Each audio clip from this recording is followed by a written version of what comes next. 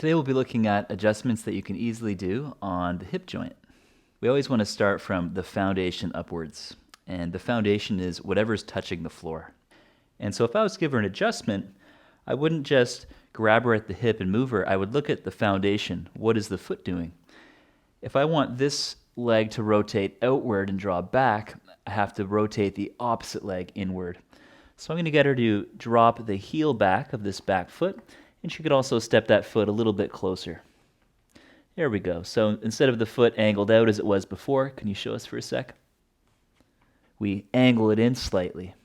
And this allows the thigh bone to rotate inwards in such a way that the knee is able to move in the same angle as the shin and the thigh bone above it.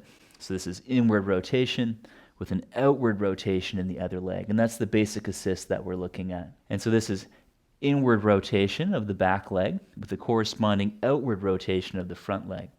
And I could have guided both of her hips, but oftentimes if you rotate the back leg in, the person will make that adjustment to the front hip by themselves. And we can apply this to other postures as well. So go ahead and straighten your legs and take your hands to prayer behind the back for pyramid pose, Parsvottanasana. So really common to see the same type of things. If people have the feet really wide, they won't be able to get much movement in the pelvis. So I'll get her to step this foot forward a little bit.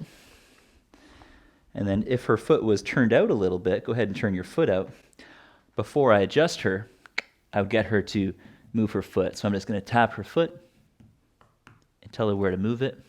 There it is. And now I'm ready for the adjustment. So to help ensure that she doesn't fall over, I'm going to place my foot against the outer edge of her foot. And the adjustment is just like Warrior One. My hand is going to go to the outside of her thigh.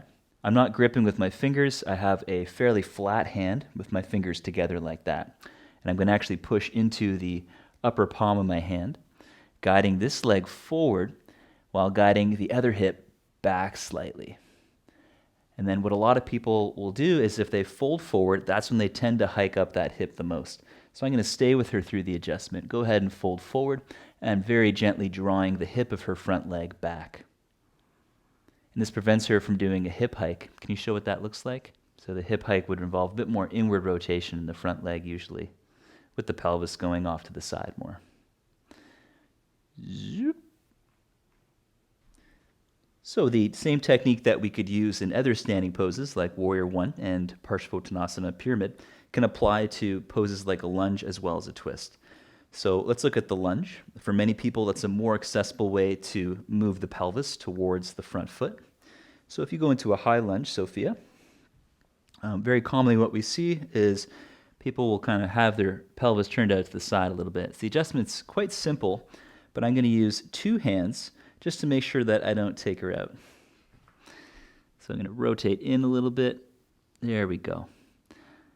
And then I can use one of my hands to draw her right hip back. And so it's the same principle. I'm encouraging her to draw back through the hip. This becomes even more useful in a twisting position. So to adjust her in a twist, I'm going to use my legs as a pair of tongs, squeezing her inner thigh with my right knee and outer thigh with the other knee. Then go ahead and twist. I'm going to draw back through her right hip. And then I'm guiding her left ribs towards her right knee like this. And if I was to move away, there's a good chance she'd fall over. So I'm going to stay with her in this assist.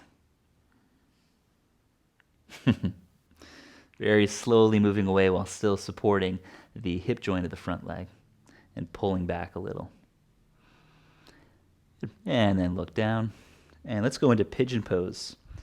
And so this same assist actually does work in pigeon if the person is flexible enough to have their back legs straight. Oh, and look, she is. Perfect.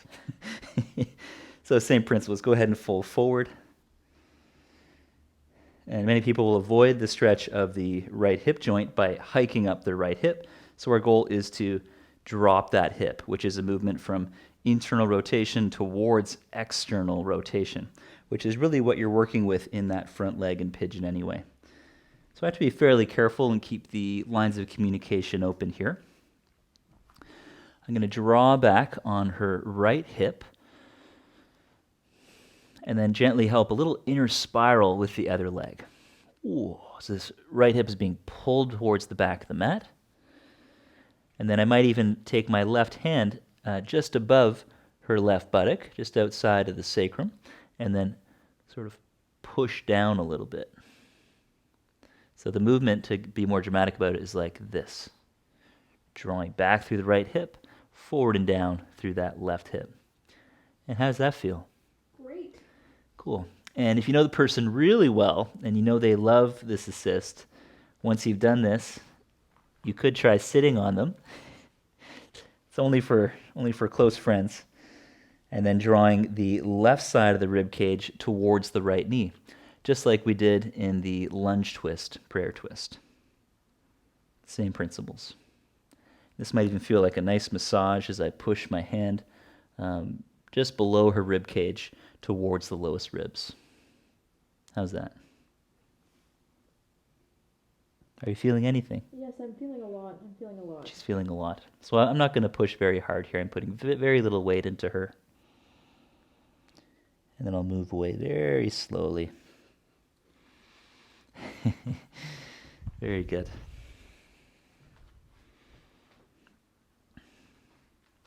And so that basic assist, if you wanted to learn what that feels like in your own body, can you show us Kung Fu Warrior? So she's going to take her left foot forward to a lunge. And the idea is you're going from like a short warrior 2 towards a lunge, and you're letting the pelvis move with you. So her pelvis is facing the right, and now it faces forward now. See that? And this is the same thing that we're trying to do with our assist.